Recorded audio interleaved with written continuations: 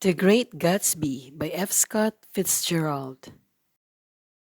The narrator of The Great Gatsby is a young man from Minnesota named Nick Carraway. He not only narrates the story but casts himself as the book's author. He begins by commenting on himself, stating that he learned from his father to reserve judgment about other people, because if he holds them up to his own moral standards, he will misunderstand them. He characterizes himself as both highly moral and highly tolerant. He briefly mentions the hero of his story, Gatsby, saying that Gatsby represented everything he scorns, but that he exempts Gatsby completely from his usual judgments. Gatsby's personality was nothing short of gorgeous. In the summer of 1922, Nick writes, he had just arrived in New York, where he moved to work in the bond business and rented a house on a part of Long Island called West Egg. Unlike the conservative, aristocratic East Egg, West Egg is home to the new rich, those who, having made their fortunes recently, have neither the social connections nor the refinement to move among the East Egg set. West Egg is characterized by lavish displays of wealth and garish poor taste. Nick's comparatively modest West Egg house is next door to Gatsby's mansion, a sprawling Gothic monstrosity. Nick is unlike his West Egg neighbors. Whereas they lack social connections and aristocratic pedigrees, Nick graduated from Yale and has many connections on East Egg. One night, he drives out to East Egg to have dinner with his cousin Daisy and her husband, Tom Buchanan, a former member of Nick's social club at Yale. Tom, a powerful figure dressed in riding clothes, greets Nick on the porch. Inside, Daisy lounges on a couch with her friend Jordan Baker, a competitive golfer who yawns as though bored by her surroundings.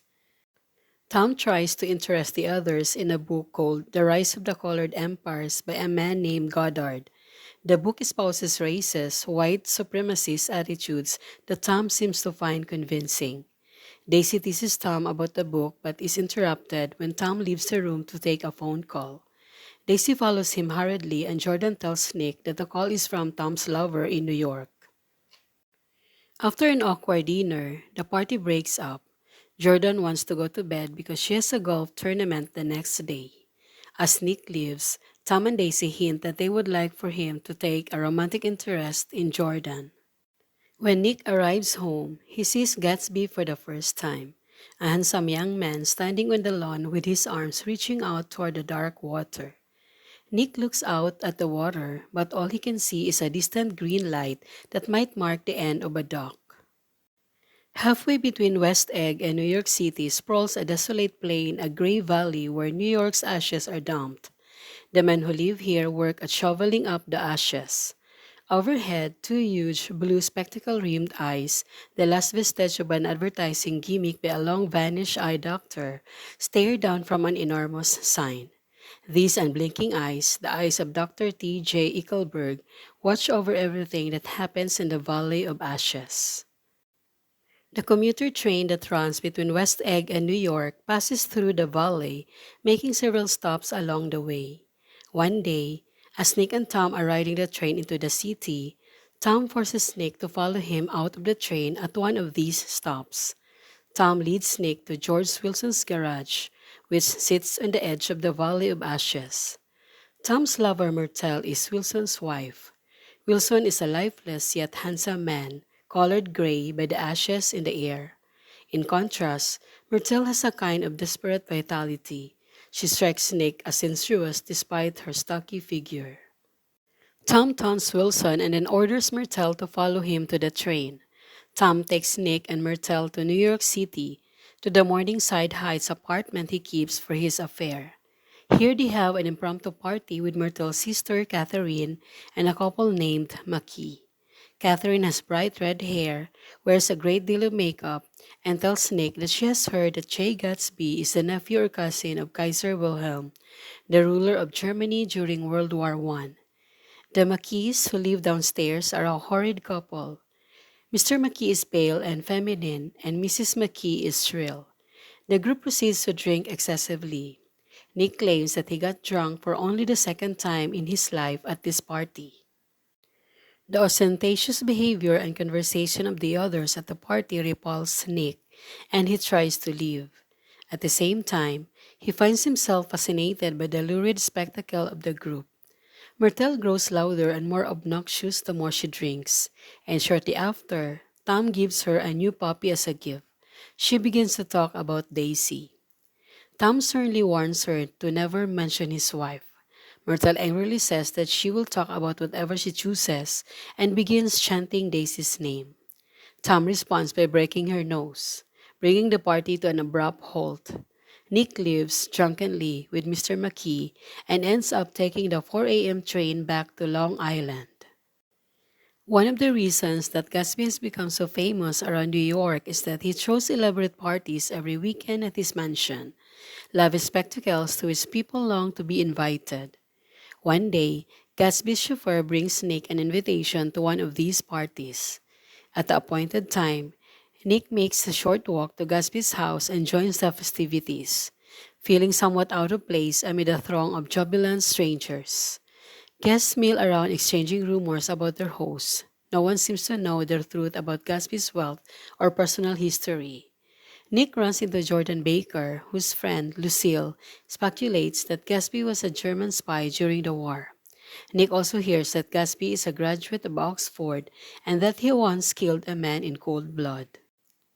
Gatsby's party is almost unbelievably luxurious. Guests marvel over his Rolls Royce, his swimming pool, his beach, crates of fresh oranges and lemons, buffet tents in the gardens overflowing with a feast, and a live orchestra playing under the stars. Liquor flows freely and the crowd grows rowdier and louder as more and more guests get drunk. In this atmosphere of opulence and revelry, Nick and Jordan, curious about their host, set out to find Gatsby. Instead, they run into a middle-aged man with huge owl-eyed spectacles, whom Nick dubs Owl Eyes, who sits poring over the unread books in Gatsby's library. At midnight, Nick and Jordan go outside to watch the entertainment. They sit at a table with a handsome young man who says that Nick looks familiar to him. They realize that they served in the same division during the war. The man introduces himself as none other than Jay Gatsby. Gatsby's speech is elaborate and formal, and he has a habit of calling everyone old sport. As the party progresses, Nick becomes increasingly fascinated with Gatsby. He notices that Gatsby does not drink and that he keeps himself separate from the party, standing alone on the marble steps, watching his guests in silence. At 2 o'clock in the morning, as husbands and wives argue over whether to leave, a butler tells Jordan that Gatsby would like to see her. Jordan emerges from her meeting with Gatsby, saying that she has just heard something extraordinary. Nick says goodbye to Gatsby, who goes inside to take a phone call from Philadelphia. Nick starts to walk home. On his way, he sees Owl Eyes struggling to get his car out of a ditch. Owl Eyes and another man climb out of the wrecked automobile, and Owl Eyes drunkenly declares that he washes his hands of the whole business. Nick then proceeds to describe his everyday life to prove that he does more with his time than simply attend parties. He works in New York City, through which he also takes long walks, and he meets women.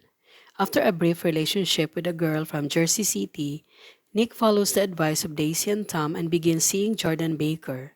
Nick says that Jordan is fundamentally a dishonest person. He even knows that she cheated in her first golf tournament. Nick feels attracted to her despite her dishonesty, even though he himself claims to be one of the few honest people he has ever known. Nick lists all of the people who attended Gatsby's parties that summer, a roll call of the nation's most wealthy and powerful people. He then describes a trip that he took to New York with Gatsby to eat lunch. As they drive to the city, Gatsby tells Nick about his past, but his story seems highly improbable.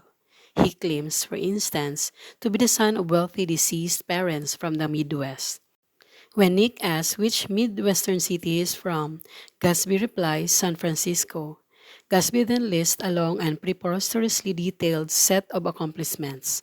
He claims to have been educated at Oxford, to have collected jewels in the capitals of Europe, to have hunted big game, and to have been awarded medals in World War I by multiple European countries. Seeing Nick's skepticism, Gatsby produces a medal from Montenegro and a picture of himself playing cricket at Oxford. Gatsby's car speeds through the valley of ashes and enters the city. When a policeman pulls Gatsby over for speeding, Gatsby shows him a white card, and the policeman apologizes for bothering him. In the city, Gatsby takes Nick to lunch and introduces him to Mayor Wolfsham, who, he claims, was responsible for fixing the 1919 World Series. Wolfsham is a shady character with underground business connections. He gives Nick the impression that source of Gatsby's wealth might be unsavory, and that Gatsby may even have ties to the sort of organized crime with which Wolfsham is associated. After the lunch in New York, Nick sees Jordan Baker, who finally tells him the details of her mysterious conversation with Gatsby at the party. She relates that Gatsby told her that he is in love with Daisy Buchanan. According to Jordan, during the war, before Daisy married Tom, she was a beautiful young girl in Louisville, Kentucky, and all the military officers in town were in love with her. Daisy fell in love with Lieutenant Jay Gatsby, who was stationed at the base near her home. Though she chooses to marry Tom after Gatsby left for the war, Daisy drank herself into numbness the night before her wedding after she received a letter from Gatsby. Daisy has apparently remained faithful to her husband throughout their marriage, but Tom has not. Jordan adds that Gatsby bought his mansion in West Egg solely to be near Daisy. Nick remembers the night he saw Gatsby stretching his arms out to the water and realizes that the green light he saw was the light at the end of Daisy's dock. According to Jordan, Gatsby has asked her to convince Nick to arrange a reunion between Gatsby and Daisy. Because he is terrified that Daisy will refuse to see him, Gatsby wants Nick to invite Daisy to tea. Without Daisy's knowledge, Gatsby intends to come to the tea at Nick's house as well, surprising her and forcing her to see him. That night, Nick comes home from the city after a date with Jordan. He is surprised to see Gatsby's mansion lit up brightly, but it seems to be unoccupied, as the house is totally silent. As Nick walks home, Gatsby startles him by approaching him from across the lawn. Gatsby seems agitated and almost desperate to make Nick happy. He invites him to Coney Island, then for a swim in his pool. Nick realizes that Gatsby is nervous because he wants Nick to agree to his plan of inviting Daisy over for tea. Nick tells Gatsby that he will help him with the plan. Overjoyed, Gatsby immediately offers to have someone cut Nick's grass. He also offers him the chance to make some money by joining him in some business he does on the side, business that does not involve Meyer Wolfsham. Nick is slightly offended that Gatsby wants to pay him for arranging the meeting with Daisy and refuses Gatsby's offers, but he still agrees to call Daisy and invite her to his house. It rains on the day of the meeting, and Gatsby becomes terribly nervous. Despite the rain, Gatsby sends a gardener over to cut Nick's grass and sends another man over with flowers. Gatsby worries that even if Daisy accepts his advances, things between them will not be the same as they were in Louisville. Daisy arrives, but when Nick brings her into the house, he finds that Gatsby has suddenly disappeared. There's a knock at the door. Gatsby enters, having returned from a walk around the house in the rain. At first, Gatsby's reunion with Daisy is terribly awkward. Gatsby knocks Nick's clock over and tells Nick sorrowfully that the meeting was a mistake. After he leaves the two alone for half an hour, however, Nick returns to find them radiantly happy. Daisy shedding tears of joy and Gatsby glowing. Outside, the rain has stopped, and Gatsby invites Nick and Daisy over to his house, where he shows them his possessions.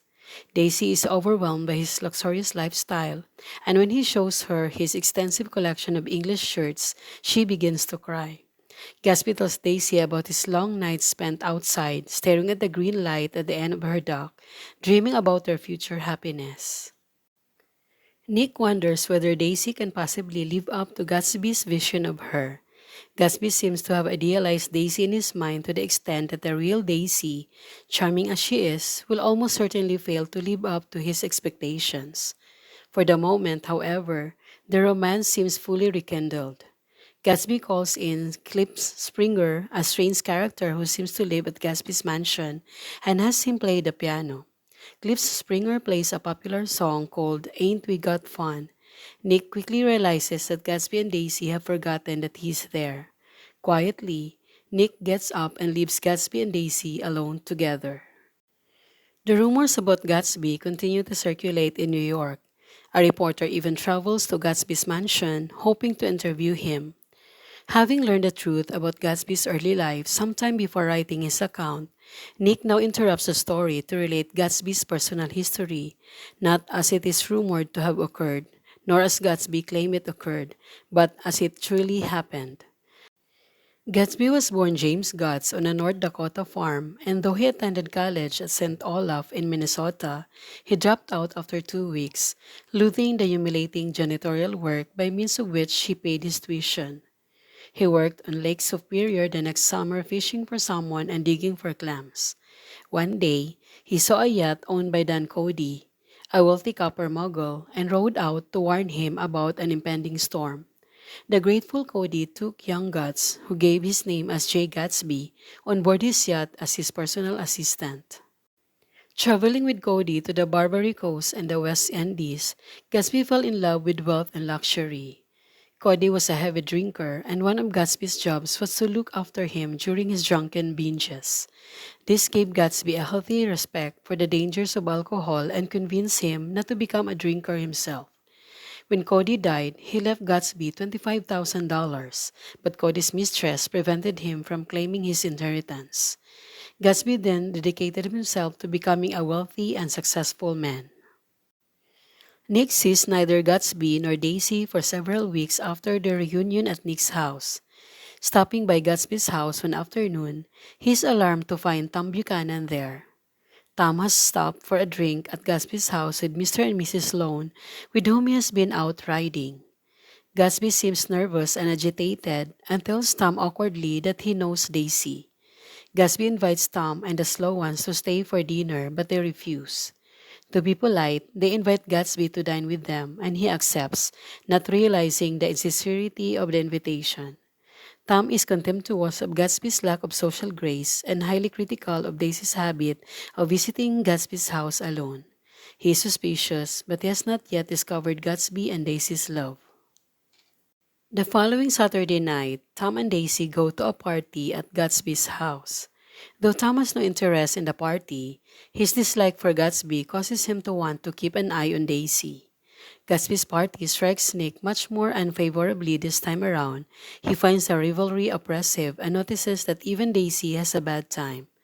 Tom upsets her by telling her that Gatsby's fortune comes from bootlegging. She angrily replies that Gatsby's wealth comes from a chain of drugstores that he owns. Gatsby seeks out Nick after Tom and Daisy leave the party.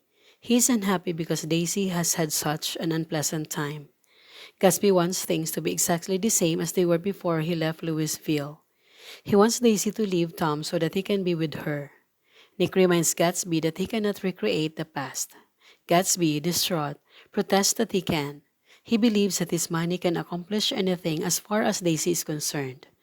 As he walks home amid the debris from the party, Nick thinks about the first time Gatsby kissed Daisy, the moment when his dream of Daisy became the dominant force in his life.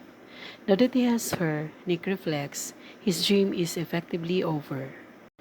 Preoccupied by his love for Daisy, Gatsby calls off his parties, which were primarily a means to lure Daisy. He also fires his servants to prevent gossip and replaces them with shady individuals connected to Meyer Wolfsheim. On the hottest day of the summer, Nick takes the train to East Egg for lunch at the house of Tom and Daisy. He finds Gatsby and Jordan Baker there as well. When the nurse brings in Daisy's baby girl, Gatsby is stunned and can hardly believe that the child is real. For her part, Daisy seems almost uninterested in her child. During the awkward afternoon, Gatsby and Daisy cannot hide their love for one another. Complaining of her boredom, Daisy asks Gatsby if he wants to go into the city. Gatsby stares at her passionately, and Tom becomes certain of their feelings for each other. Itching for a confrontation, Tom seizes upon Daisy's suggestion that they should all go to New York together. Nick rides with Jordan and Tom in Gatsby's car, and Gatsby and Daisy ride together in Tom's car. Stopping for gas at Wilson's garage, Nick, Tom, and Jordan learn that Wilson has discovered his wife's infidelity, though not the identity of her lover, and plans to move her to the West. Under the brooding eyes of Dr. T. J. Eichelberg, Nick perceives that Tom and Wilson are in the same position. In the oppressive New York City heat, the group decides to take a suite at the Plaza Hotel.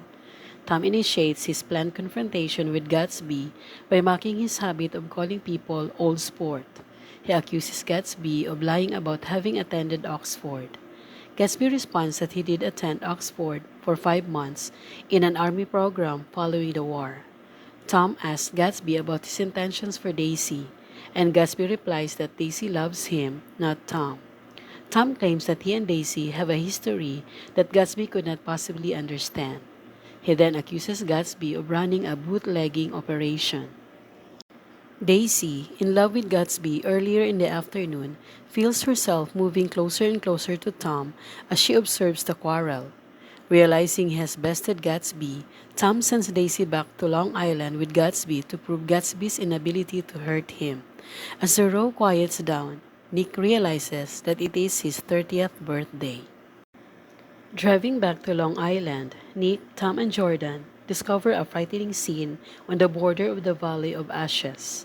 Someone has been fatally hit by an automobile. Michael Liss, a Greek man who runs a restaurant next to Wilson's garage, tells them that Myrtle was the victim.